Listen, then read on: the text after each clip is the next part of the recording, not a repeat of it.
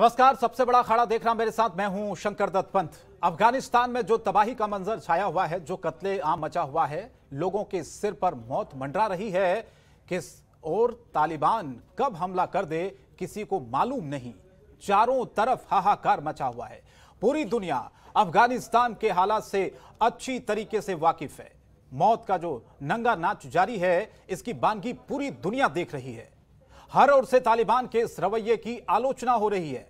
ज्यादातर देश तालिबान की इस तानाशाही के खिलाफ हैं, लेकिन सच्चाई यह भी है कि कोई खुलकर बोलने को तैयार नहीं है।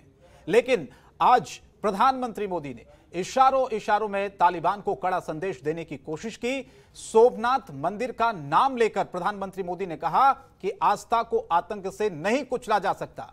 सोमनाथ मंदिर के सैकड़ों सालों के इतिहास को कई बार तोड़ा गया, मूर्तियों को खंडित किया गया, इसका अस्तित्व मिटाने की कोशिश की गई। यह मंदिर जितनी बार गिराया गया, उतनी बार खड़ा भी हुआ है। साथ ही उन्होंने यह भी कहा कि आतंक के बलबूते साम्राज्य खड़ा करने वाली शक्तियां कुछ समय के लिए भले ही खड़ी हो जाएं, लेकिन उनका अस्तित्व स्थायी नहीं हो सकता। यानी कि साफ है कि आतंक की जो नर्सरी अफगानिस्तान में बनी हुई है और उसका खुले तौर पर पाकिस्तान जो समर्थन कर रहा है, वो पीएम के निशाने पर है। क्योंकि अफगानिस्तान में तालिबान ने सत्ता पर जिस तरह से कब्जा जमाया, वो पूरी तरह से आतंक की परिभाषा है और इसे कतई बर्दाश्त नहीं किया जा सकता। ऐसे में सवाल यह उठता है कि क्या प्रधानमंत्री मोदी का बयान कोई बड़ा बदलाव लाएगा? क्या पीएम के बयान के बाद तालिबान पर एकजुट होगी पूरी दुनिया? क्या प्रधानमंत्री के संदेश के बाद आतंकवाद से जंग अब तेज हो जाएगी?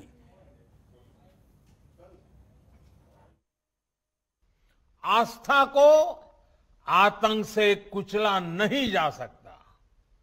इस मंदिर को सैकड़ों सालों के इतिहास में कितनी ही बार तोड़ा गया, लेकिन इसे जितनी भी बार गिराया गया, वे उतनी ही बार उठ खड़ा हुआ। जो तोड़ने वाली शक्तियां हैं, जो आतंक के बलबूते साम्राज्य खड़ा करने वाली सोच है, वो किसी कालखंड में कुछ समय के लिए भले हावी हो जाए, लेकिन उसका अस्तित्व कभी स्थायी नहीं होता।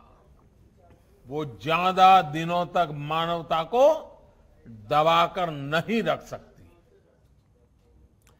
तो प्रधानमंत्री का अपने बयान सुना, इस पर चर्चा की हम शुरुआत करें। उससे पहले कुछ आज के सवाल है वो आपको बता देते हैं। सबसे पहला सवाल आज का हमारा ये है कि सोमनाथ तो बहाना, क्या पीएम का तालिबान पर है निशाना? सवाल नंबर 2 ये है कि तालिबान का अफगानिस्तान क्या चाहता है पाकिस्तान? सवाल नंबर 3 ये है कि प्रधानमंत्री का संदेश, क्या आतंक पर होगा एक्शन?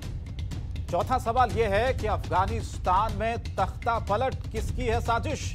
और आखिरी सवाल के कि प्रधानमंत्री के संदेश के बाद आतंकवाद से जंग क्या अब तेज होने वाली है? पूरी दुनिया क्या आतंकवाद के खिलाफ अब आने वाली है इस जंग में?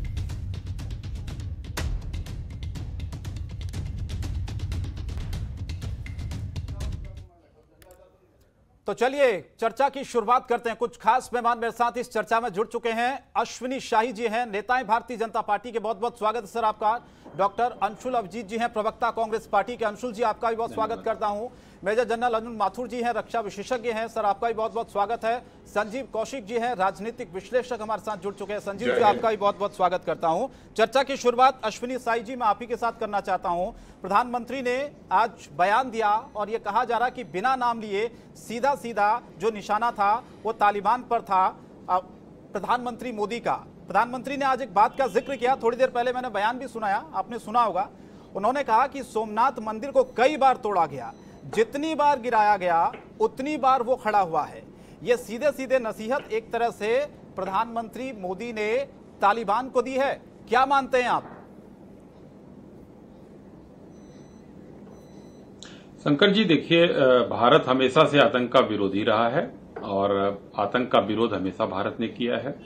और आज जो भाषण माननीय प्रधानमंत्री जी ने दिया, उसमें सोमनाथ का जिक्र बहुत बढ़िया समय पर उन्होंने ये चीज कहा। अब इशारा कहीं भी हो कैसे भी हो, तालिबान में जो घटना होती है उसको जोड़ा ही जाना चाहिए उसको, क्योंकि हिंदुस्तान ने जब भी देखा है, आक्रांता जब भी आए हिंदुस्तान को लूटने का काम किया, जो सोने के चिड़िया हम थे उसको बार बार ध्वस्त करने का काम किया, लेकिन हिंदुस्तान खड़ा हुआ। सोमनाथ मंदिर तो कई बार खड़ा ही हुआ, लेकिन हिंदुस्तान भी खड़ा हुआ जी। और आज के दिन में हिंदुस्तान एक मजबूत स्थिति में फिर से खड़ा हो गया है, जिसको दुनिया को जवाब देना आता है। और भारत में आतंक के खिलाफ कहीं भी कोई गुंजाइश नहीं है। हम हमेशा लड़ते रहे हैं जी। आज के दिन में एक थोड़ी सी मजबूरी हमारी हो सकती है कि हमारे लोग वहां पर फंसे हुए हैं शंकर जी, तो भारत खुलकर नहीं बोलता, नहीं तो अभी तक हमारा बयान आ ही गया होता शायद, या 2-4 दिन में आ जाएगा कि आतंक के खिलाफ हम हैं।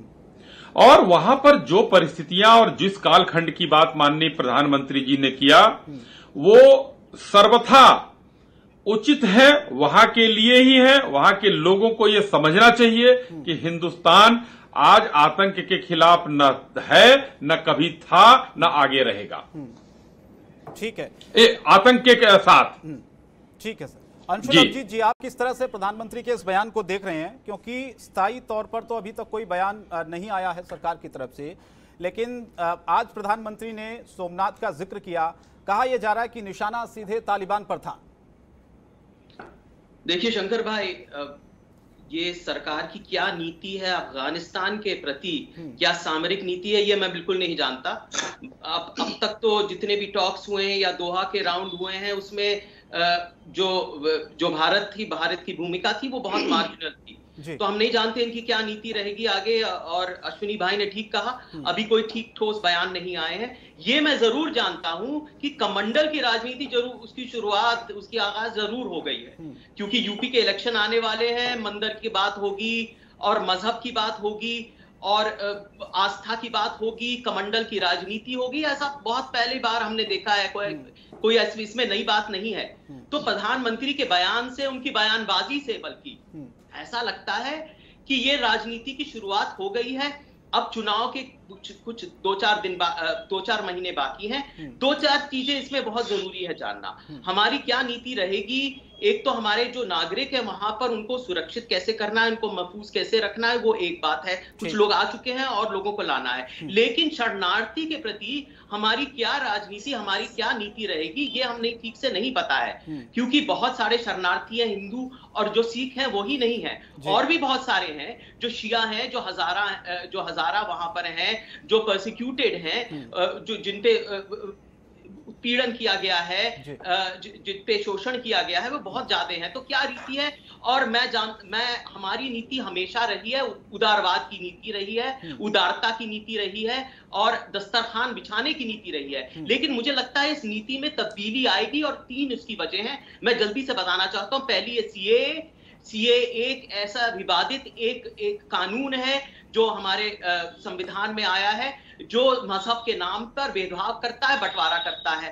दूसरी बात, जो बयान आए हैं, गृह मंत्री के बयान आए हैं, और जो हमारे प्रवासी वहां बांग्लादेश और बर्मा से आ रहे थे जो रेफ्यूजीज, उनके बारे में ऐसे शब्द कहे गए, उनको दीमक बुलाया गया है।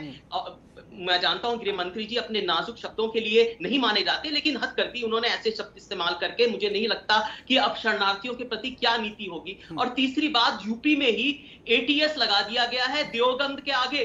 जैसे देवबंद एक आतंकवाद का अभी प्रधानमंत्री के बयान पर रहते हैं ना, तो राजनीति तो बिल्कुल शुरुआत हो गई है ना उसकी। आपको इस बयान से क्या समझ में आया?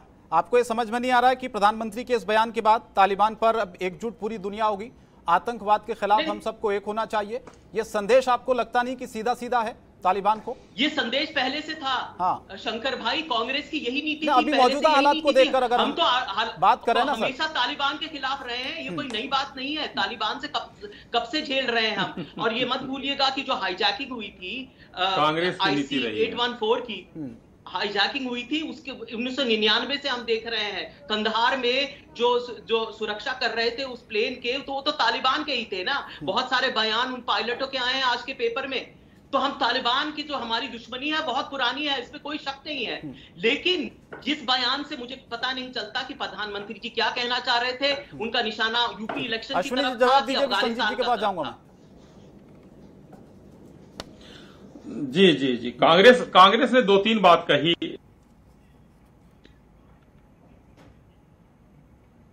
अगर किसी मंदिर पर भाषण दिया जाए, देखिए, अगर वो मंदिर जो भाषण दिया जाए और जो वो मंदिर जो इतिहास में दर्ज है कि उस पर कितनी बार आक्रांता आकर वहां पर दमन किए, लूटा और फिर से वो मंदिर खड़ा हुआ, तो इनको कमंडल की राजनीति नजर आती है। चूंकि इनके पास अब पूरे देश में अप्रासंगिक हो चुकी कांग्रेस, आज कुछ और मुद्दा है नहीं। एटीएस देवबंद में खुले, एटीएस गोरखपुर में खुले, मिर्जापुर में खुले या नोएडा में खुले, ये उत्तर प्रदेश का ही अंग है। एटीएस कहीं खुलेगा, अगर ये कह दे देवबंद उत्तर प्रदेश का अंग नहीं है तो हम एटीएस वहां नहीं खोलेंगे। वो कह दे पाकिस्तान का अंग है, वो हमारा अंग है, हम कहीं खोलेंगे। और उदारवादी नीति भारत की हमेशा रही है किसी के प्रति। हाँ, हमको ये धर्मशाला नहीं है, इसलिए इसको एनआरसी में स्पष्ट रूप से कहा गया है कि कौन कौन कैसे कैसे, उसको दोहराने की जरूरत नहीं है। आज का चर्चा का मुद्दा दूसरा है, लेकिन वो उसमें स्पष्ट कहा गया है कि कौन हमारे यहाँ आएंगे, किसका स्वागत है और किसका नहीं स्वागत है। तो हमारा एकदम स्पष्ट फंडा क्लियर है, हम आतंक के खिलाफ हैं और हम किसको शरण देंगे, किसको नहीं देंगे। ठीक है संजीव कौशिक जी, मैं आपके पास आता हूं। प्रधानमंत्री के इस बयान को आप किस तरह से देख रहे हैं? क्या प्रधानमंत्री के बयान के बाद क्या ये संदेश गया कि आतंकवाद से अब जंग तेज होगी और सीधा सीधा ये तालिबान को एक संदेश है जो मौजूदा परिस्थिति हम देख रहे हैं? हालांकि स्थायी तौर पर कोई भारत का बयान सामने नहीं आया है। अश्विनी जी कह रहे हैं कि वेट करिए, कुछ दिन बाद वो बयान भी सामने आएगा, क्योंकि वहां पर अभी हमारे नागरिक फंसे हुए हैं। सबसे पहली प्राथमिकता है कि उनको बाहर निकालना। लेकिन इस बयान को लेकर आपको क्या समझ में आया? शंकर जी, हम सीधी सपाट लहजे में बात करने वाले लोग हैं, भोजपुरी भाषी हैं, उम्मीद करते हैं कि भोजपुरी भाषी हमारी बात को समझेंगे। हमारे यहाँ भोजपुरी में एक कहावत है कि थोड़ कैले राम बहुत कैले तुलसी। इसका मतलब ये होता है कि बात का बतंगड़ बना देना। प्रधानमंत्री जी ने जो कुछ भी कहा उसे आपने कहा कि करारा जवाब, और भारतीय जनता पार्टी के लोग उसका जवाब ये दे रहे हैं या उसका व्याख्या ये कर रहे हैं कि अब हम आतंकवाद को करारा जवाब देना जानते हैं और पूरे हिंदुस्तान के लोगों ने ये देखा है। हम सिर्फ ये कहना चाहते हैं कि जो कहना है आप खुल के क्यों नहीं कहे।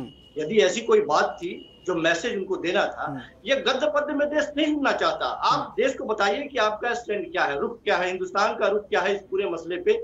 हम तो ये सुनना चाहते थे कि हमारे जो लोग वहां फंसे हुए हैं उसको निकालने के लिए सरकार क्या कर रही है। हम तो ये जानना चाह रहे थे कि एक पड़ोसी मुल्क जो हमारा मित्र राष्ट्र हुआ करता था, क्या हम उसे अब मित्र राष्ट्र में शामिल रखना चाहते हैं या एक और दुश्मन हम पैदा करना चाहते हैं। तो सरकार की नीतियां क्या है ये बात करनी चाहिए थी। वहां के जो हालात है वो बहुत बुरे हालात है।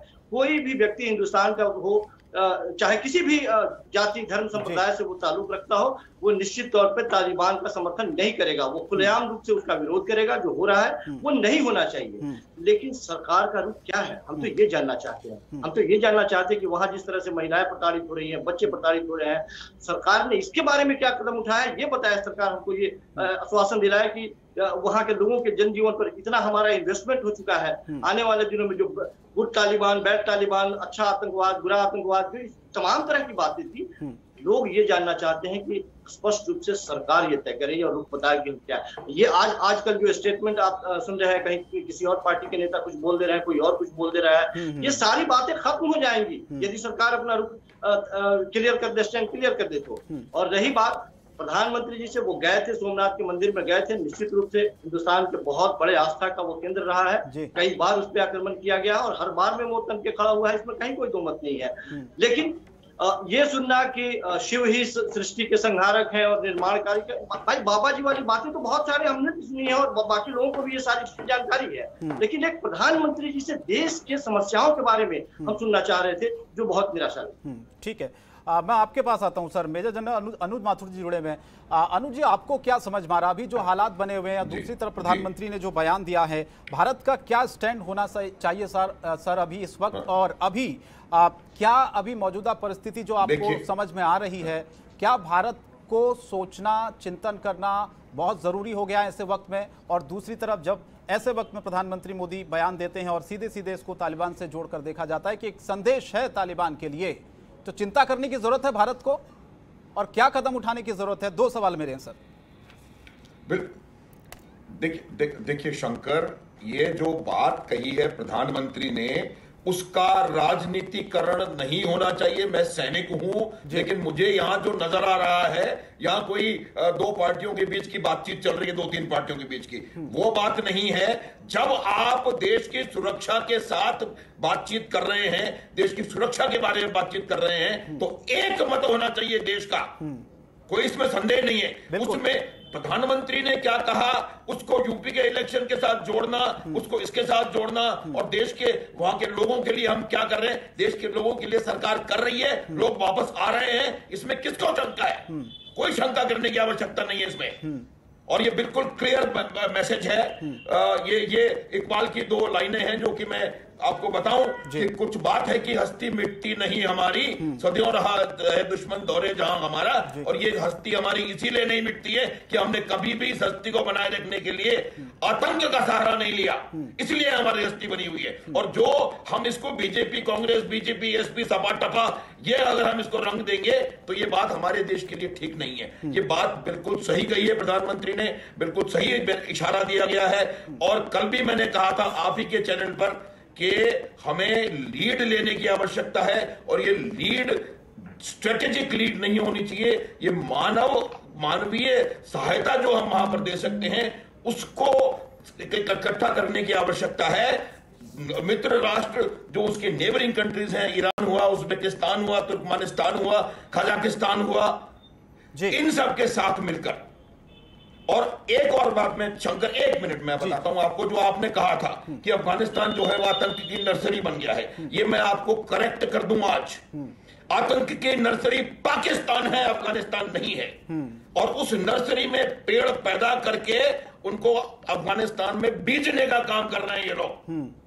आपको इस दुनिया को समझना चाहिए कि आतंक की फैक्ट्री, आतंक की नर्सरी वो पाकिस्तान है, अफगानिस्तान नहीं है। और अफगानिस्तान में जाकर के उनको हम लोग बर्बाद करने के लिए सारा, आज आप देखो उन्होंने पाकिस्तान के जहाज अलाउ कर दिए, पूरी दुनिया को किसी में नहीं किए। तो ये सब बातें सोचने की हैं। हमें ये देखना होगा कि हम किस प्रकार से आज वहां पर जो मानवाधिकारों का हनन हो रहा है उसको हम किस प्रकार से उसको सोलेस प्रदान कर सकते हैं। दूसरा हमें यह देखना होगा कि वहां से जो निकल के बाहर आ रहे हैं लोग, उससे कोई मकसद नहीं है, क्या है, कौन है, किससे कोई मतलब नहीं है। उनको सेफ पैसेज, उनको सहायता, उनको कहीं पहुंच, वो आवश्यकता है। इसमें कोई इसमें राजनीति पढ़ने की आवश्यकता नहीं है। एक सैनिक मस्तिष्क को राजनीति समझ में नहीं आती, लेकिन मैं इतना बता रहा हूं कि जब कभी भी कोई भी, चाहे वो हिटलर रहा हो, चाहे स्टालिन रहा हो, चाहे ईदी अमीन रहा हो, चाहे सद्दाम हुसैन रहा हो, चाहे कोई भी रहा हो, ये कभी नहीं रह सकते। इन्होंने खुद ट्रायल कर लिया है 1996 से 2001 तक, वहां कुछ नहीं वो कर पाए। और तीसरी बात यह है कि ये लोग लड़ाके हैं। लड़ाका जो है वो देश नहीं चला सकता, वो देश प्रॉक्सी से चलेगा। वो प्रॉक्सी चीन होगा या पाकिस्तान, ये देखना पड़ेगा। इन लोगों को बस की बात नहीं है देश को चलाना, फक्कड़ हैं, पैसा नहीं है। जो पैसा अफगानिस्तान का बाहर लगा हुआ है वो सब फ्रीज कर दिया है यूनाइटेड स्टेट्स ने। ये कैसे चलाएंगे? खाली बंदूक की गोली खा के कोई जिंदा थोड़ी रह सकता है। स्कूल चलाने पड़ेंगे, खाना लोगों को देना पड़ेगा, और इकोनॉमिक एक्टिविटी होनी पड़ेगी। कोई चीज बनती नहीं है अफगानिस्तान में। तो ये सब चीजें करने के लिए अर्थ की आवश्यकता है। वो अर्थ चीन से आए या कहां से आए, ये देखने की बात है। और जहां तक सवाल खुल के कहने का है, अभी वक्त उसका नहीं है। अभी वक्त आपस में खिचपिच करने का नहीं है। अभी वक्त है कि हम किस प्रकार से अफगानिस्तान के लोगों को मानवीय सहायता पहुंचा सकते हैं। कैसे हम दुनिया का, जी बहुत अच्छी बात आपने कही अनुज माथुर जी। वक्त लड़ाई का नहीं है और आपस में इस तरह के बयान हमें नहीं देने चाहिए। जैसे कि आपने कहा कि यह ऐसा वक्त नहीं है, जिस तरह से अंशुल अभिजीत जी ने भी सवाल उठाया था कि सरकार अपना स्टैंड क्लियर करें। और शंकर एक और बात मैं बताऊंगा कि प्रधानमंत्री के बयान को, प्रधानमंत्री का बयान माने, भाजपा का बयान ना माने, या कांग्रेस का बयान ना माने, या किसी का भी, ये प्रधानमंत्री का बयान है। और प्रधानमंत्री ने एक क्लियर कट हिंट दिया है, और वो देश का प्रधानमंत्री है। ठीक है अंशुल अभिजीत जी, अगर कोई संदेश आतंकवाद के खिलाफ प्रधानमंत्री दे रहे हैं तो आप लोग उसको चुनाव से क्यों जोड़ देते हैं?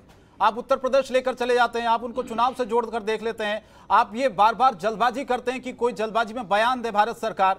खुद इस बात को अनुज माथुर जी कह रहे हैं ऐसे हालात नहीं है अभी, कोई बयान जल्दबाजी में जारी करना, ठीक है, सबसे पहली प्राथमिकता हमारी ये है कि वहां पर जो लोग फंसे हुए हैं उनको बाहर निकालना। नहीं शंकर भाई, ये तो मुझे बताइए कि सोमनाथ की शरण में वो क्यों अफगानिस्तान पर बयान दे रहे हैं? अलग से दीजिए ना, या तो सोमनाथ की बात करिए और सोमनाथ की बात आप कर क्यों रहे हैं इस पर? क्या उसकी नहीं तो आतंक की बात करना, आतंक के खात्मे की बात करना क्या गलत है क्या सर? अरे भाई सियासत मत खेलिए आप, ये आप सियासत, इसमें सियासत कहाँ है? इसमें सियासत आप इसको उत्तर प्रदेश लेकर गए अंशुलभ जी, आपने इसको चुनाव से जोड़ा। प्रधानमंत्री ने अपने बयान में कहीं भी चुनाव का जिक्र नहीं किया। इस बयान में आपको सियासत कहाँ दिख रही है? आप फिर जोड़ रहे हैं ना, तो फिर आप इस कार्यक्रम में सोमनाथ और अफगानिस्तान को जोड़ रहे हैं, ये तो फिर आप कर रहे हैं ये। नहीं मैंने तो कहा, हो रही है, मैंने तो डिबेट क्यों हो रही है, आप ये मुझे बताइए। मैंने तो ये कहा, आप फिर ये लिंक जोड़ रहे हैं ना। मैंने ये कहा, सुनिए तो, मैंने ये कहा कि निशाना तो लिंक जोड़ रहे हैं। अभी जो हालात बने हुए हैं सर, अभी जो हालात बने हुए हैं, जो प्रधानमंत्री ने बयान दिया है, उस परिप्रेक्ष्य में हम बात कर रहे हैं कि निशाना तालिबान है। तो बोलिए ना, निशाना तालिबान है, आपकी पॉलिसी है कहां? अब तक आपकी क्या भूमिका रही अफगानिस्तान पॉलिसी में? जब निशाना आतंक है, बिल्कुल आतंक है, आतंकवादी है। हस्तक्षेप मत करिए, चाहे वो पाकिस्तान हो चाहे वो तालिबान हो। मैं ये कह रहा हूं कि जब यह आखिरी बाजी चल रही थी, जब चीन और पाकिस्तान की मिलीभगत से तालिबान सत्ता पे आई, तो आप कर क्या रहे थे? आप एक साल से क्या कर रहे थे? और पिछले साल जब दोहा राउंड हुआ पीस टॉक्स का, जब आपने आमंत्रण दिया ट्रंप को, उसी वक्त फरवरी में तो दोहा राउंड चल रहे थे। तो आपकी एक साल से क्या भूमिका थी, ये मुझे बताइए ना। आप हमेशा एक मार्जिनल प्लेयर थे तालिबान में एक साल से। हाँ, अभी आप क्या चाहते हैं मुझे बताइए अंशुलभ जी। आप पहले ये चाहते हैं कि भारत सरकार कोई अपना स्टैंड क्लियर करे, या वहां पर जो लोग फंसे हुए उनको सबसे पहले वापस वतन वापसी की जाए? बात तो कही मैंने, ये कभी नहीं कहा कि मैंने तो दोनों बात कही ना। मैंने शुरुआती से कही कि हमारी प्राथमिकता ये है कि हमारे जो भारत के नागरिक है वो महफूज रहे। दूसरी ये बात हुई, देखिए हमारे और अफगानिस्तान में सॉफ्ट पावर हमारा अफगानिस्तान में हमेशा रहा है। हमारा मिलिट्री एंगेजमेंट कभी नहीं रहा है तालिबान से, क्योंकि तालिबान से हमारी पुरानी दुश्मनी है। वो एक आतंकवादी संगठन है, इसमें कोई दो राय नहीं है। कांग्रेस यूपीए की भी यही पॉलिसी थी और अभी भी यही पॉलिसी है, इसमें कहां कोई दो राय है, कोई संदेह नहीं होना चाहिए इस बारे में। लेकिन इस सरकार की पॉलिसी क्या है? हमारी एक आर्थिक सहयोग एक था, एक कोऑपरेशन था। जब तक हामिद करजाई 2011 में यहां पर आए थे तो वहां पर बन रहा था भारत और उनके बीच में रोड बन रहे थे, स्कूल बन रहे थे, हाईवे बन रहे थे, डैम बन रहे थे। और उसमें जो अफगान नागरिक हैं जो उसमें शामिल थे वो भी अभी खतरे में है। उनके बारे में आप क्या करेंगे भाई? आपको कुछ तो कदम तो उठाने चाहिए ना भाई। आप सोमनाथ जाएंगे। ठीक है अश्विनी शाही जी जवाब दीजिए। अंशुल जी का कहना है राजनीति से प्रेरित है प्रधानमंत्री का ये बयान। देखिए शंकर जी, मैं कहना चाहूंगा कि कांग्रेस को तो हर चीज राजनीति से प्रेरित लगता है। इस समय देश का मुद्दा है, देश के बारे में सोचना चाहिए। और ये सोमनाथ के मंदिर पर के आड़ में कैसे बयान दे दिया। अभी माथुर साहब ने कहा कि ये देश के प्रधानमंत्री का बयान था, इसको भाजपा का बयान न माना जाए। मैंने पहले भी कहा इस चीज को कि हम आतंक के खिलाफ थे, हैं और आगे भी रहेंगे। उस पर ये बयान आया है और उस बयान को अन्यथा ये लोग लेकर इस पर राजनीति कर रहे हैं। अब देखिए सोचने वाली बात है कि भारत का आज हमारी प्राथमिकता यह है कि हम उससे लड़ाई कर लें या पहले हम अपने नागरिकों को सुरक्षित करें। हमने अपने कुछ नागरिकों को सुरक्षित कर लिया है, कुछ वहां फंसे हुए हैं। पूछिए उन परिवारों से, वहां के लोगों से, आज ये नीति पूछ रहे हैं। हमने वो भी काम किया है। आपके माध्यम से बताना चाहूंगा कि जब हम लोग सो रहे थे तो हमारे जहाज जाकर वहां पर मार कर आ गए थे और कितने लोग मरे थे ये पाकिस्तान की संसद ने बताया। हमारा सर्जिकल स्ट्राइक हुआ था। हम कहने में भरोसा नहीं रखते हैं। कौशिक जी ने भी अभी कहा कि भोजपुरी भाषी हम लोग भी हैं, तो हम भी कहेंगे कि नाऊ नाऊ कितना बार बाबू आगे में आवा था। यानी कि वेट एंड वॉच की पॉलिसी हम कर रहे हैं कि हम पहले अपने लोगों को निकाले, हम लड़ाई करने नहीं जा रहे हैं। हाँ, लेकिन उनका विरोध हम करते थे, हैं और रहेंगे, क्योंकि उन लोगों ने हिंदुस्तान में तालिबान ने वहां पर सत्ता काबिज किया और हिंदुस्तान में कांग्रेस और समाजवादी पार्टी टाइप उनके लोग समर्थक निकल कर आ गए बाहर और वो बोलना शुरू कर दिए। ये है हिंदुस्तान के विपक्षी दलों की सोच, जो कि तालिबान के समर्थन में खड़े हो गए हैं। और आज किस मुंह से जो है हिंदुस्तान के सरकार की नीति पूछ रहे हैं कांग्रेस वाले। अश्विनी जी, आप क्यों ऐसे बयान दे रहे? कौन खड़ा हुआ है तालिबान के समर्थन में? मैं गिनवा दूंगा, शफीकुर रहमान वर्क, मुनव्वर राना, ये कौन है? अरे नहीं, नाम ले रहा हूं भाई, शफीकुर रहमान वर्क, मुनव्वर राना, ये कौन है? नहीं आप बताइए, ये कौन है भाई? प्रधानमंत्री जी सियासत कर रहे हैं, ये हिंदुस्तान के लोग बहुत बड़े काम कर रहे हैं। अरे देखिए भाई, मैंने बीच में नहीं बोला आपके, थोड़ा सुन लीजिए। और अंशु जी सुन लीजिए, सुन लीजिए। अश्विनी जी अब ऐसे बयान मत दीजिए। ये आप, चलिए धन्यवाद आपका, आपने माना कि देश के प्रधानमंत्री हैं। और मैं भी भोजपुरी, आपका बहुत बहुत धन्यवाद कि आपने माना कि देश के प्रधानमंत्री हैं, वरना कांग्रेस नहीं मानने के लिए तैयार होती है।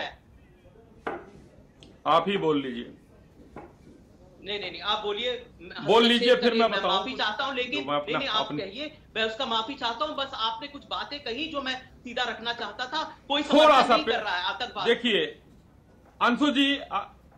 अंशु जी निवेदन ये है कि अगर हम लोग अपनी बातें यही बात है कि थोड़ी सी जब जल्दीबाजी हो जाती है तो जल्दीबाजी में कुछ कभी कभी बयान गलत हो जाते हैं। इसलिए सरकार की जो पॉलिसी है, आज देश की जो पॉलिसी ये है कि वेट एंड वॉच, उसको देखिए, पहले हम अपने नागरिकों को सुरक्षित करें और उसके बाद हम उनका विरोध करना हो विरोध करेंगे। आक्रमण कोई करने नहीं जा रहा है, उनका विरोध आज पूरा विश्व शांत है।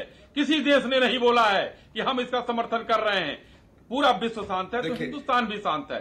सब लोग पहले अपने लोगों को वहां से निकालें। भारत अमेरिका के संपर्क में लगातार है जी। ठीक है सर, मुझे एक ब्रेक के लिए यहां रुकना पड़ रहा है। आ रहा हूं मनोज माथुर जी, ब्रेक के बाद आप ही के पास आ रहा हूं सर। ब्रेक के बाद लौट रहे हैं फौरन। सवाल यही है कि सोमनाथ तो माना क्या प्रधानमंत्री का तालिबान पर है निशाना, और जो विपक्ष यह आरोप लगा रहा है कि प्रधानमंत्री का जो बयान है दरअसल वो कहीं ना कहीं राजनीति से प्रेरित उन्हें लग रहा है। लेकिन यहां पर कहां राजनीति है, क्योंकि हालात जो अभी अफगानिस्तान में बने हुए हैं, चिंता तो भारत में भी है। इसीलिए चिंता अगर हो रही है, उस पर बयान कोई दिया जा रहा है, तो उस पर समस्या क्यों विपक्ष को हो रही है। अनुज माथुर जी, आप कुछ कहना चाह रहे थे, उसमें मैं एक सवाल जोड़ना चाहता हूं सर। शुरुआत में आपने पाकिस्तान का जिक्र किया था। पाकिस्तान के प्रधानमंत्री इमरान खान ने तालिबान का नाम लिए बिना यह कह दिया कि उन्होंने गुलामी की जंजीरें तोड़ी हैं। सवाल सर यह है कि इतनी हमदर्दी क्यों, इतनी खुशी क्यों उस देश को जो खुद आतंकवाद से पीड़ित है? चाहता क्या है अनुज माथुर जी पाकिस्तान आखिर? देखिए मैंने पहले भी कहा था, पाकिस्तान जो है वो आतंकवाद का जन्मदाता, आतंकवाद की नर्सरी है, आतंकवाद का गढ़ है जी। ये इसमें कोई इस बात को आप पहले ध्यान में रखें। जो मैं पहले बात कहना चाह रहा था, मैं उसको खत्म कर लूं, फिर मैं आपके प्रश्न पे आऊंगा। पहले बात मैं ये बताना चाह रहा था कि जो लोग ये मांग रहे हैं कि अभी के अभी कोई स्टेटमेंट दे दो, अभी के अभी साला हमला कर दो, या जो भी, I am sorry for that word, अभी के अभी कुछ कर दो। तो ये अभी के अभी इसलिए जिन लोगों ने इनको तैयार किया है, पाकिस्तान, जिन लोगों ने इनको सपोर्ट दिया है, चीन जो इनको दूर से सपोर्ट दे रहे हैं, रूस, उन तक ने अपनी स्टैंड अभी तक साफ नहीं करी है।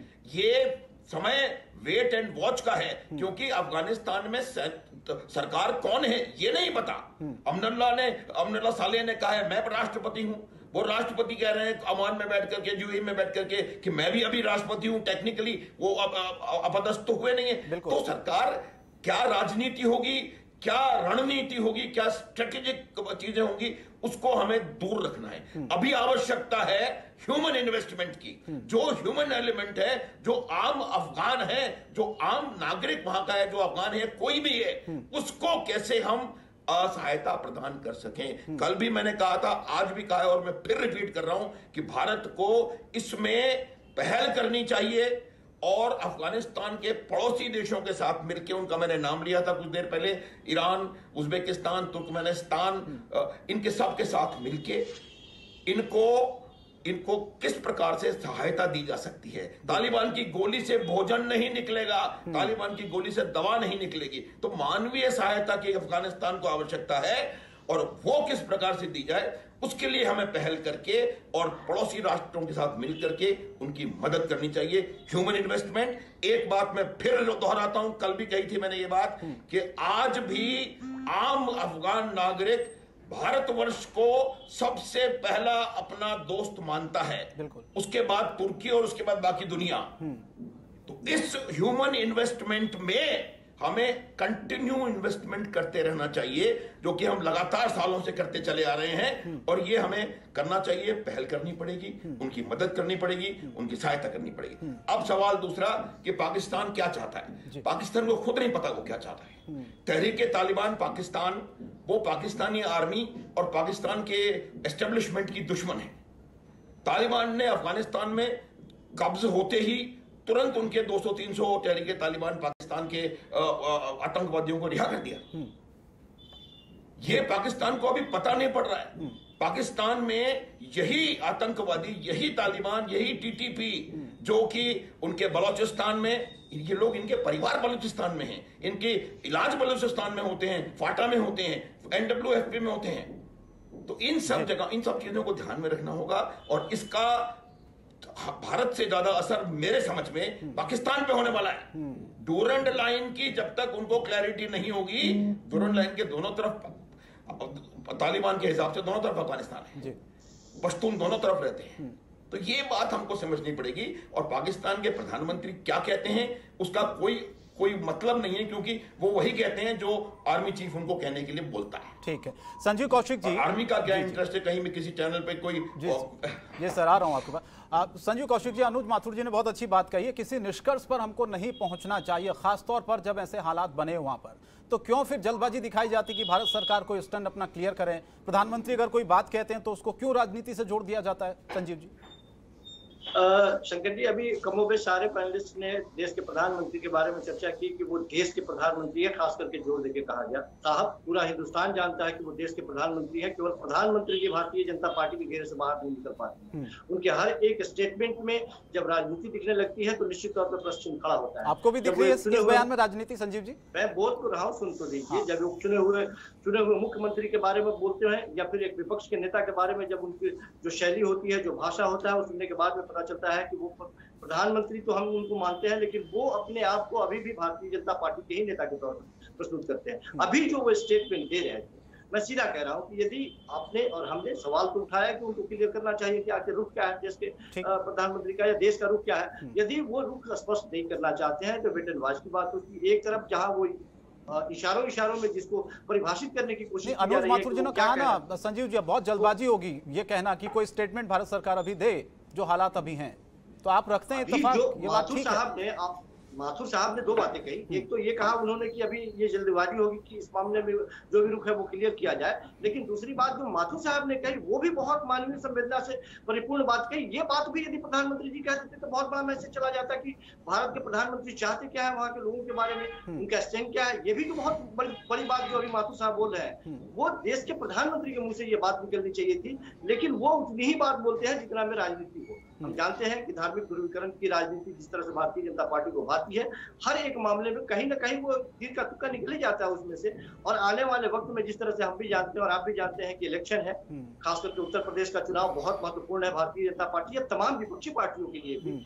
तो हर एक बात की जब आप गौर से देखेंगे तो हर एक बात में आपको राजनीतिक मायने दिखेंगे ही दिखेंगे। स्टेटमेंट हर एक स्टेटमेंट में दिखेगा, आपको राजनीतिक नफा नुकसान दिखाई देगा। आज यदि ओवैसी साहब ने कुछ कहा, जाहिर सी बात है कि दक्षिणी ध्रुव और उत्तरी ध्रुव की बात होगी। जब तक उत्तरी ध्रुव एक्टिव नहीं होगा, दक्षिणी ध्रुव को उसका फायदा नहीं होगा। तो ये सारे राजनीति के एक सिक्के के दोनों पहलू बने हुए हैं, और देश की जनता इस बात को बखूबी जानती है कि अभी वर्तमान में हमारी प्राथमिकताएं क्या होनी चाहिए और हमें किस मुद्दे पे उलझाया जा रहा है। देखिए, संजीव जी ने जो कहा उसमें कुल मिलाकर देश के प्रधानमंत्री के बारे में कुछ ऐसा नहीं कहा, लेकिन मेरा मानना है कि संजीव जी राजनीतिक विश्लेषक हैं और संजीव जी को भी इस मुद्दे पर ध्यान से चीजों को देखना चाहिए कि प्रधानमंत्री हैं वो एक इतने बड़े भारत के प्रधानमंत्री हैं, उनके मुंह से अगर कोई चीज अचानक निकलती है तो उसका बहुत दूर तक उसका मतलब जाता है। आज उन्होंने इशारे में एक मैसेज देने का काम किया है संजीव जी, और आज आने वाले दिनों में आप देखिएगा कि भारत के जो प्रधानमंत्री हैं, भाजपा के नेता तो हैं ही वो, लेकिन 130 करोड़ के वो प्रधानमंत्री हैं और वो समस्या में नहीं समाधान में विश्वास रखते हैं। जी तो यही चाह रहे हैं ना, समस्या नहीं, गोलमोल ना घुमाएं। मैं वही देखिए, अब देखिए प्रधानमंत्री हैं, कोई वो क्या कहते हैं भोंपू बजाने वाले नहीं है कि वो हर चीज में को खुलकर बोले। कुछ डिप्लोमेसी भी होती है, कुछ फॉरेन पॉलिसी भी होती है। अब कोई देश नहीं बोल रहा है, भारत ही चिल्लाना शुरू कर दे कि हम क्या करेंगे, हम ऐसे करेंगे। मैंने कहा भारत समस्या पर नहीं समाधान पर काम करता है और माननीय प्रधानमंत्री जी का वो नेतृत्व, उनके अंदर वो गुण है कि वो समाधान पर काम करते हैं। मैंने पहले भी अभी कहा कि जब हम लोग सो रहे थे तो हमारे जहाज गए और सवेरे मारकर चले आए पाकिस्तान में आतंकवादियों को।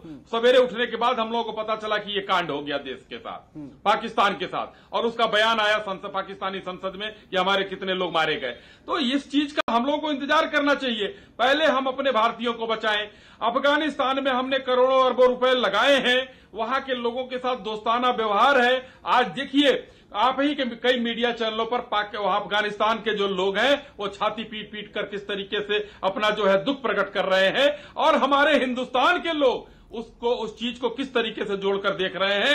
जबकि भारतीय जनता पार्टी के किसी नेता ने ये नहीं कहा है कि वहां के मुसलमान और यहां के मुसलमान। तो हम लोगों ने तालिबान को हमेशा अलग करके देखा है, और आज प्रधानमंत्री जी ने तालिबान को ही धमकी दी है एक तरह से। जी कांग्रेस ने भी नहीं कहा है। शंकर जी कुछ कह रहे थे आप? हाँ, अंशुल जी कुछ कहना चाह रहे हैं? देखिए कांग्रेस तो कुछ न कुछ बोलेगी ही। कांग्रेस का तो काम है बोलना। अभी उस समय बालाकोट हुआ तो भी सवाल, सेना के लोग गुंडा बदमाश है ये लोग कह चुके हैं, तो ये लोग कुछ भी कर सकते हैं, इनका कोई मतलब नहीं है इस समय। मैंने पहले भी कहा अप्रासंगिक हो चुके हैं। माननीय तर्जुमान ये भूल रहे हैं कि सर्जिकल स्ट्राइक पहली बार नहीं हुआ। अतिशयोक्ति में हम विश्वास नहीं करते, अदाकारी में विश्वास नहीं करते, और ये जो बयानबाजी है इसमें हमें ज्यादा विश्वास नहीं है। ये तो प्रधानमंत्री जी की खासियत है, कहीं पे इशारा कहीं पे निशाना, और यही तो प्रधानमंत्री की खासियत है। समस्या ये होगी ना अंशुल जी, अगर प्रधानमंत्री बयान देते हैं तो आप लोग कहते हैं ये बयान क्यों दिया, ऐसा देना चाहिए था। प्रधानमंत्री बयान नहीं देते हैं तो आप लोग कहते हैं कि भैया बयान क्यों नहीं दे रहे, प्रधानमंत्री चुप क्यों हैं। तो समस्या तो फिर दोनों तरफ है। नहीं, आप सोमनाथ जाएंगे, कहीं निशाना कहीं इशारा, यूपी पे इशारा, तो फिर हम क्या समझेंगे, हमारी क्या टिप्पणी होगी आप बताइए। प्रधानमंत्री जैसे शख्स आप क्या समझ सकते हैं? अंशु जी चुनाव तो हर साल कहीं ना कहीं होते रहते हैं, वो कभी दूर रह सकते हैं? अरे भाई उन्होंने तो ये कह दिया कि कोरोना खत्म हो गया है ताकि जल्दी से जल्दी वो सामान्य राजनीति में वापस जाएं, इसीलिए उन्होंने एक 8 चरण का बंगाल इलेक्शन का ऐलान कर दिया, और उस बार मद्रास हाईकोर्ट की टिप्पणी हुई कि ये तो मैनस्लॉटर है। वो अंशुल जी, अश्विनी जी ने कहा कि जब बालाकोट हुआ तब आप लोगों ने सवाल उठाए, सर्जिकल स्ट्राइक हुई तब आप लोगों ने सवाल उठाए। अब तो सवाल नहीं उठाएंगे ना कोई। अगर आतंकवाद को खत्म करने की बात हो रही है, अगर निशाना कहीं है, तो समस्या कहां पर है? बात करते हैं जो जितने भी आंकड़े आ रहे हैं नकारात्मक आंकड़ों की बात करते हैं, जो वैक्सीन नहीं है उनकी बात करते हैं, जो 1 साल पहले डिलीवर होने चाहिए, जो मंदी है, जो मुफलिसी है, जो बेरोजगारी है, उसकी भी बात कर लेते हैं ना। फिर आप बयानबाजी में मत जाइए। अब वो कूद गए दूसरे तरफ चले गए। देखिए तथ्यों पर नहीं बोलेंगे, भाग के दूसरे तरफ चर्चा करिए ना। हम फिर हम क्यों करते हैं, फिर सब की बातें नहीं करें फिर तो हम बस आंकड़ों की चर्चा करते हैं, और ये सरकार के आंकड़े हैं उनके बारे में हम बिल्कुल चर्चा करते हैं और बताते हैं कितनी मुफलिसी है, कि कितने लोग 23 करोड़ लोग 1 साल में गरीबी रेखा के नीचे आ गए हैं और सरकार ने कुछ नहीं किया। और जो मंदी फैली हुई है, जो मायूसी है, जो लोग मोहताज हैं यहाँ पर, उनकी बात कर सकते हैं। जो जरूरतमंद है उनकी बात कर सकते हैं। जो ऑक्सीजन के प्लांट नहीं है उनकी बात करते हैं। वो बातें भी होती हैं। दूसरी लहर का कहर था उसकी बात अभी की परिस्थिति के हिसाब से अभी उन्होंने बयान दिया।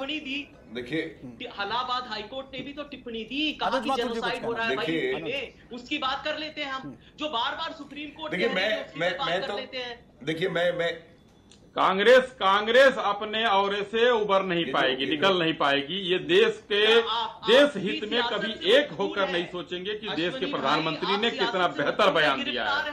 ये चीजें नहीं, मुद्दे से भटक रहे हैं अंशु भाई, आप मुद्दे से भटक रहे हैं आप लोग। अच्छा सोमनाथ गया। हम लोग सब समझते हैं देश को कब क्या करना चाहिए। देश के माननीय प्रधानमंत्री जी बहुत बेहतर समय पर, समय आने पर बयान देते हैं। अच्छा अब वो आपको मजाक लग रहा होगा, हमारे देशवासी आपके लिए मजाक लग रहे हो कि जो वहां से बचाकर लाना है। अगर आपको मजाक लग रहे हैं तो अच्छी बात है। अगर आपके लिए वो देशवासी मजाक लग रहे हैं कि जो वहां पर फंसे हुए हैं, तो मजाक ही अच्छा भाई, आप मजाक कीजिए, हम उनकी रक्षा करेंगे। आप उसको मजाक समझिए, हम उनकी रक्षा करेंगे। हम पहले बचा कर ले आएंगे, उसके बाद बयान देंगे। हम पहले अपने देश हमारे लिए प्रथम है। आपकी तरह हम देश को बेच नहीं रहे हैं चाइना और दूसरे देशों के हाथ में। जी देखिए, चाइना के साथ आपकी कितने गुफ्तगू हुई और उसके बाद क्या हुआ? वो आपकी जमीन पे आके बैठ गए और गुफ्तगू आप कर रहे थे कितने बार? 17 बार, 18 बार की 100 बार? अरे भाई आपने, कांग्रेस ने ही हजारों वर्ग किलोमीटर उनको दिया है, ये किसी से छुपा नहीं है। अब वो उसकी बात मत कीजिए। कांग्रेस ने कितने हजार वर्ग किलोमीटर दिया है वहां, ये छिपा नहीं है किसी से। आपके राहुल गांधी कौन से वहां पर डील करके आ रहे हैं, ये किसी से छुपा नहीं है। जब पकड़े जाते हैं वहां पर फोटो आती है तब मानते हैं, नहीं तो कहते हैं मैं गया ही नहीं। अरे राहुल गांधी जब वहां पकड़े जाते हैं तो बताते हैं कि हाँ चाइना में गया था, लेकिन उससे पहले तो मना कर दिया था उन्होंने। कौशिक साहब, नहीं तो देश की बात कर रहे हैं हम लोग, देश की बात करिए। देश में अनुज जी आपके पास आ रहा हूं मैं, पहले आपकी बात कौशिक साहब आप बोले पहले। आपके शासन में जो हो रहा है, देखिए मैं जी देखिए मेरे को ऐसा लग रहा है कि हम लोग जो मूल हमारा मुद्दा है उससे मैं कोई बोलिए जी अनुज जी आपके, मैं यूं कहना चाह रहा हूं कि हम लोग जो असली मुद्दा, क्या सर मैं आ रहा हूं सर आपके पास, संजीव जी का एक रिएक्शन ले लूं, फिर आपके पास ही आ रहा हूं हमारा। ओके आप लीजिए। या ठीक है, थैंक यू। संजीव जी जी मुद्दे से नहीं भटकना चाहिए। अंशुल जी उस बात को चुनाव से लेकर जोड़कर चले गए। उन्होंने कहा कि ऐसे वक्त में बयान नहीं देना चाहिए, और इसका भी जिक्र अनुज माथुर जी ने किया कि भाई आप ट्रैक से अलग गाड़ी ना हो जाए। जो मुद्दा है, जिस पर चर्चा हो रही है, जो विषय है, उसी पर हम रहें। अब आप कहिए अपनी बात को। अश्विनी जी को आप कुछ कहना चाह रहे थे? नहीं, देखिए बात जब आगे चली है तो निश्चित तौर पे जो अभी तक चाइना के बॉर्डर तक बात घूम के चली गई है। हम सिर्फ यही कह रहे थे अपनी बात को हम आगे बढ़ाते हुए कि अभी हमने कहा कि देश के प्रधानमंत्री को हम समझते हैं कि पूरे देश के प्रधानमंत्री हैं, लेकिन जिस समय चाइना की तरफ से इस तरह की हरकत हुई थी, चाइना अंदर में था और देश के प्रधानमंत्री ने क्या स्टेटमेंट दिया था, एमईए कुछ अलग आवाज निकल रहा था, अलग अलग स्टेटमेंट आप कह रहे हैं, दो आए थे, प्रधानमंत्री जी कुछ अलग कह रहे थे। जाहिर सी बात है कि उनको देश से ज्यादा अपने पार्टी की छवि की चिंता है। मैं सिर्फ यही कहना चाह रहा हूँ कि आपको इन चीजों से निकलना होगा। लोगों को ये यकीन दिलाना होगा कि जब हम बात कोई कर रहे हैं तो हम अपने पूरे देशवासियों के लिए बात कर रहे हैं। इसमें हमारी कोई व्यक्तिगत या हमारे पार्टी की कोई व्यक्तिगत इसमें कोई स्वार्थ नहीं। इस बयान में ये जो सोमनाथ में जो बयान प्रधानमंत्री ने दिया है, इसमें क्या पूरे देश के लिए बयान नहीं है, आप ये मानते हैं? नहीं, बिल्कुल मानते हैं। मैंने कहा कि देश के प्रधानमंत्री बहुत अच्छी बातें करते हैं और लगातार वो बातें करते, बातों में तो कहीं कोई कमी है ही नहीं। सिर्फ हम ये कहना चाह रहे थे कि जो कहना चाहिए था, अभी हमारे एक्सपर्ट जो बात बता रहे थे, मैं दोबारा दोहराना। अच्छा, आपके हिसाब से संजीव कौशिक जी क्या स्टैंड होना चाहिए सरकार का, बताइए क्या चाहते हैं? सरकार का स्टैंड बार लगातार यही बात हो रही है कि पहले वहाँ जो बच्चे हैं, वहाँ जो औरतें हैं, वहाँ के जो मानवीय मूल्यों के आधार पर जो लोगों को सहूलियतें मिलनी चाहिए, उसके बारे में बात। यही स्टेटमेंट यदि देश के प्रधानमंत्री कहते थे मजबूती के साथ कि नहीं हम किसी कीमत पर उन लोगों को छोड़ेंगे नहीं, हम साथ में हैं, तो एक मैसेज तो जाता कम से कम। लोग तो समझते कि नहीं आप किसके साथ हैं, ये बात तो जाती है। गद्द पर्दे में देने की बात कि आतंकवाद कभी धर्म को खत्म नहीं कर सकता या जबरदस्ती, यह भी बात तो सही है कि आतंकवाद यदि कोई धर्म खत्म नहीं कर सकता तो कोई आतंकवाद जबरदस्ती किसी धर्म को भी आगे नहीं बढ़ा सकता, यह भी बात तो सही है। तो हमारे हिंदुस्तान में भी जो कमोबेश जो आतंकवाद का एक बड़ा स्वरूप वहां पे तालिबान दिखाई दे रहा है, वो क्या है, धर्म क्या है। धर्म जब तक धारण करने योग्य है तब तक धर्म बहुत बेहतर है, मानवता के करीब है। लेकिन जब वो हमारे सर पर चढ़ के नाचने लगे तो फिर यही तांडव होता है जो वहां पे तालिबान कर रहा है। हमारे यहाँ उस तरह की संस्कृति नहीं है। यहाँ भी बहुत सारे लोग हैं जिनको हवा मिलने की जरूरत है, उनको छोड़ दिया जाए तो उससे ज्यादा तांडव मचाएंगे। दोनों पक्षों की बात में कर रहा हूँ, किसी एक पक्ष की बात में नहीं कर रहा हूँ। और कुछ लोगों की राजनीति इसी दो लड़ाइयों के ऊपर आधारित होती है। एक नए तरह की राजनीति है जिसमें सरोकारी मुद्दे गौर हो जाते हैं। हम राष्ट्रवाद जो नए पिछले एक दशक में जो नए राजनीति की शैली उभर के आई है, चाहे वो राष्ट्रवाद की हो या धार्मिक ध्रुवीकरण के आधार पे हो, ये पिछली पार्टियां इन सब चीजों से बिल्कुल अलग थी। और वो लोग अनुज माथुर जी बहुत देर से कुछ कहना चाह रहे थे आप। अनुज जी, मैं तो यही कहना चाह रहा था कि हम लोग इस जो मेन इशू है उससे भटक गए हैं। कहाँ चीन गलवान वहां पहुंच गए, इसके लिए अलग आप बहस कर सकते हैं और क्या सही था क्या गलत था उस टाइम पर। जो लोग यहाँ बैठे हुए हैं उनको पता नहीं पड़ सकता कि वहां क्या सही था क्या गलत था। मैं चुशूल में कंपनी कमांडर रहा हूँ 1.5 साल, मुझे मालूम है वहां जमीनी हालात क्या है और उसके बारे में बातचीत करने का ये समय नहीं है। मेरे को जो बताया गया था समय ये है कि उन्होंने इस और अगर अभी आपको फिर संशय है तो आप हम इसको दोबारा चर्चा कर सकते हैं, उसको आप छोड़ दें कि 52,000 की उसने दे दिया, वो इशू नहीं है। इशू ये है कि हमको टेररिज्म के खिलाफ एक स्ट्रॉन्ग मैसेज जाना चाहिए, जो कि मेरा समझना यह है कि इससे वो मैसेज गया है, पहला। दूसरी बात यह है कि आज की तारीख में ऐसी परिस्थितियां नहीं है कि हम कोई भी इस प्रकार का स्ट्रेटेजिक या मिलिट्री या कोई स्टैंड पॉइंट ले सकें। जिसने ये बनाया है पाकिस्तान, जिसने इसको हवा दी है चीन, उन लोगों तक ने इस पे कोई स्टेटमेंट नहीं दिया है, उनकी कोई स्टैंड साफ नहीं है। पाकिस्तान का प्रधानमंत्री कुछ कहता है, विदेश मंत्री कुछ कहता है, तालिबान टीटीपी के आतंकवादियों को रिलीज कर देता है, वो आतंकवादी जाके पाकिस्तान में पाकिस्तान से लड़ने वाले हैं। तो किसी ने कोई क्लियर नहीं किया है, अभी उस बात को करने की परिस्थिति नहीं है। फिर मैं दोहरा रहा हूं, हमें अफगानिस्तान में रहने वालों को किस प्रकार से मानवीय सहायता पहुंचाई जा सकती है, कैसे वहां पर रहने वाले औरतों बच्चों का शोषण होने से बचाया जा सकता है और कैसे उनको सेफ्टी सिक्योरिटी प्रदान की जा सकती है, वो आवश्यकता है। और देश के हित में आवश्यकता यह है कि हम सब एक भाषा बोले।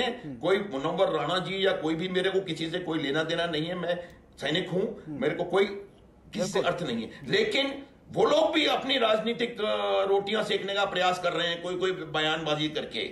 जो लोग कह रहे हैं कि महिलाओं को घर से बाहर निकलने का अधिकार नहीं होना चाहिए, उनके घर की सारी महिलाएं घर से बाहर हैं। तो ये तो कहने की बातें हैं।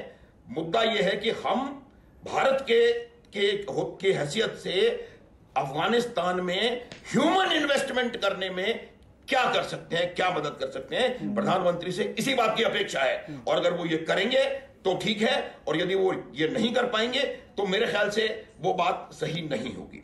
अभी हमें वहां पर कोई सत्ता नहीं है, कोई गवर्नमेंट नहीं है, किससे बात करें, तो ये बात है। तो ध्यान रखें, अभी हमको मानवीयता के ऊपर ध्यान देना है, ह्यूमन राइट्स की बात करनी है, और कैसे उन ह्यूमन राइट्स को उस अफगानिस्तान के जो पिछले 40 साल से वहां का अफगान बेचारा जो अफगान नागरिक है वो 40 साल से पिस रहा है। पहले सोवियत ने आके पीसा, फिर तालिबान ने पीसा, फिर अमेरिकियों ने पीसा। जो बेचारा वहां का अफगान है उसका क्या जीवन है आप देखें, तो उसको किस तरह से हम मदद कर सकते हैं, वो करने की आवश्यकता है। चलिए ठीक है, बिल्कुल ये चर्चा ये समाप्त करनी होगी। और सवाल यही था आज का कि क्या प्रधानमंत्री के बयान के बाद तालिबान पर एकजुट होगी पूरी दुनिया, और सवाल यह भी था कि क्या प्रधानमंत्री के संदेश के बाद आतंकवाद से जंग तेज होगी। आप सभी मेहमानों का बहुत बहुत शुक्रिया इस चर्चा में शामिल हुए, वक्त देने के लिए। फिलहाल सबसे बड़ा अखाड़ा में आज के लिए इतना ही। खबरों के निष्पक्ष विश्लेषण के लिए सब्सक्राइब करें Jantantra TV and press the bell icon. Never miss any update.